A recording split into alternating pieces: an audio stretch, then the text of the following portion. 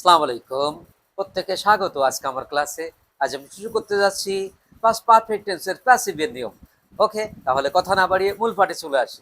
তাহলে past perfect টেন্সের প্যাসিভের নিয়ম হলো অবজেক্টের সাবজেক্টিভ ফর্ম প্রথমে বসবে, তারপরে হ্যাড বিন বসবে, তারপরে ভি থ্রি অর্থাৎ মূল ভার্বের পাস্ট পার্টিসিপল, তারপরে বাই অথবা অন্য কোনো প্রিপোজিশন, তারপরে সাবজেক্টের অবজেক্টিভ ফর্ম। তাহলে পাস্ট পারফেক্ট টেন্সের প্যাসিভের নিয়ম হলো অবজেক্টের সাবজেক্টিভ ফর্ম বসবে, তারপরে হ্যাড বিন বসবে, তারপরে ভি থ্রি অর্থাৎ মূল ভার্বের পাস্ট পার্টিসিপল, তারপরে বাই অথবা অন্য কোনো প্রিপোজিশন, সাবজেক্টের অবজেক্টিভ ফর্ম বসবে শেষে। ওকে, তাহলে আমরা প্রথম উদাহরণ দিয়ে শুরু করতে পারি। Okay, I had received your letter.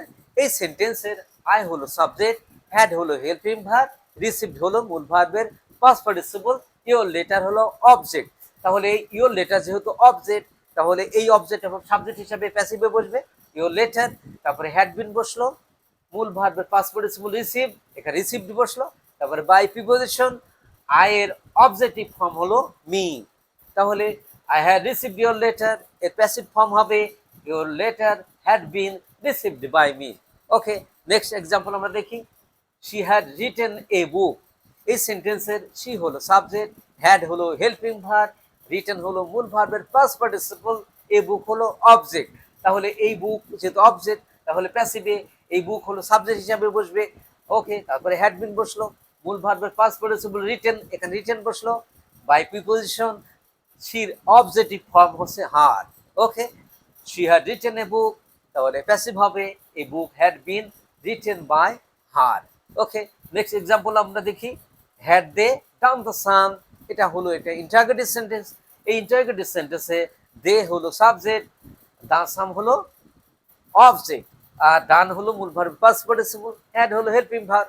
ওকে, তাহলে যেহেতু এটা ইন্টারোগেটিভ সেন্টেন্স, তাহলে প্যাসিভ টার্ম ইন্টারোগেটিভ হবে।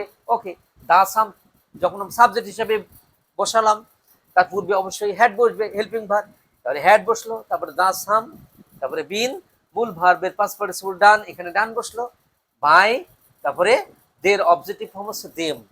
ওকে, তাহলে had they done the sum passive হবে had the sum been done by them. Okay, next example আমরা দেখি। হ্যাড আই নোন হিম।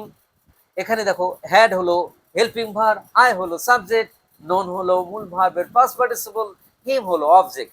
তাহলে হিমটা যখন সাবজেক্ট হিসেবে আসবে তখন হি হবে, তার পূর্বে যেহেতু এটা ইন্টারোগেটিভ তাহলে হ্যাড বসবে, তাহলে হ্যাড হি, তারপর নোন পাস্ট পার্টিসিপল মূল ভার্বের, তারপরে এখানে বাই বসার কথা ছিল তাই না, কিন্তু নোর পরে বাই বসে না, টু প্রিপোজিশন বসে, আর আয়ের objective form me.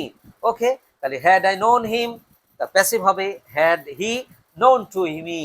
Okay, my dear student, I hope that you have understood. Practice makes a man perfect. If you try, impossible things can be made possible. Thank you, everybody. Thank you all. Assalamu alaikum wa rahmatullah.